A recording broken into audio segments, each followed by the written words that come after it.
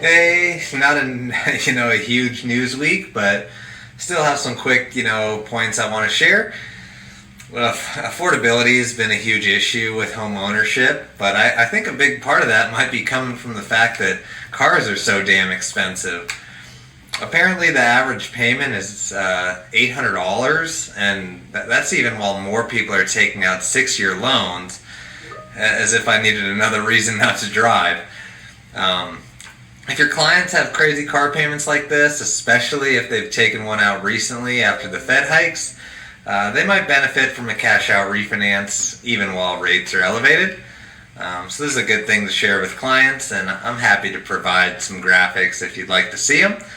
But in addition to high car payments, credit card balances are through the roof as well, and personal savings are down too. I'm happy to share these graphics that illustrate what's gone on before, during, and after the stimulus checks were given out, if that's something you want to share with people. Um, the cost of shipping has continued to come down, which is good for inflation, but there's already way more demand than we have supply in terms of housing, and I'm not entirely sure what's going to happen when inflation comes down and rates reflect that, but I'd expect to see home prices start climbing again because we're not getting any relief from the housing crisis we're in. Um, the Fed hikes are increasing the cost to build homes, which has caused housing starts and permits to slow even further than they already are, and completions were down too. And you might ask why this is a big deal. Usually new builds make up only about 10% of home sales, but with no one wanting to sell their house because of the affordability issue, new home sales are making up 30% of home sales right now. And builder confidence has been slowly climbing, but it's still a little bit below 50, which is the mark that would indicate expansion. So, right now it's still in contraction. And rents are still going up between 2.5% and 5%, depending on whether you look at just new rents or new rents and renewals. So people are wanting to buy houses. The banks are continuing to see big drops in deposits, which impacts their ability to lend, and that has consequences like we're seeing with the slowdown in new construction. Excuse me, but that reduction in demand for borrowing does help lower inflation, which is good for interest rates.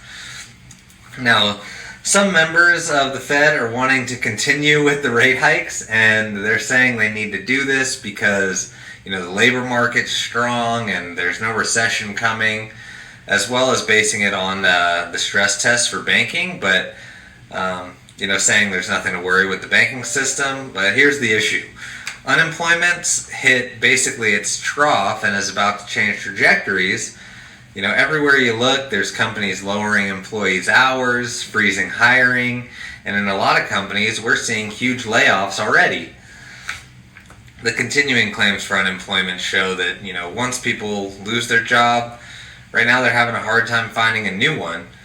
And depending who you ask, we're either already in a recession or, and I quote, the economy is about to run into a brick wall. So I would say the economy's not that strong. And lastly, that stress test is based on a 3-month treasury being at zero, and that actually follows the Fed funds rate, which they've hiked all the way from about 0 to 4.75 to 5%. So that stress test that the Fed's banking on is really irrelevant. Ask SVB. Now, in millennial mortgages news, over half of millennials own their house, and a huge majority of them made a mistake by not calling me. But 2/3 of the millennials that are renting say they don't have enough money for down payment, and 25% of those renters plan to rent forever. So continue to spread the word that you don't need 20% to buy a house. The manufacturing sectors had a really hard time and basically been in a recession. Housing activity is way down, and commercial lending's basically in the toilet. But the S&P Manufacturing Index came in above 50, which signals expansion in the service, and the services component of that came in higher than expected as well. So, next week we'll get appreciation readings, we'll get pending home sales for March, and Friday we're going to get the Fed's favorite measure of inflation, PCE, and we're expecting a good number on the headline, but the core reading, which is what the Fed really has more control over, will likely be less pretty. So we'll talk to you then. Have a great weekend.